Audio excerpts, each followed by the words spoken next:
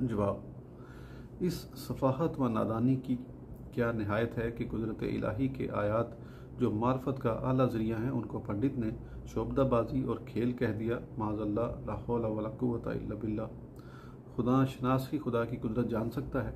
जो बसीरत की रोशनी से महरूम हो वो बरगश्ता नहत कब ये सादत पा सकता है। दुश्मन अकल पंडित के नज़दीक आफ्ताबो महताब कवाकिब के तमाम निज़ाम, उनकी लर्जिशें, लैलो नहार के ताक़ुब व अदवार, फसूल के तबद्दुल और उनकी तासीरात आलम, जमादात के अजाइब और आलम नबातात की हैरत अंगेज़ हालतें, अशख़ास का गूनागूं हालतों में तब्दील होना और हर हालत पर जुदागाना अहकाम का मुरतब होना, और ख़ुद पंडित का अपना वजूद उसका कभी शीरख्वार बच्चा हो ताकि दांत भी पैदा न हुए हों, कभी करीब बलूग हालत में शोख व शंग भागे भागे फिरना, कभी तालिब इल्मों की कितार में किताब बगल दबाए चलना।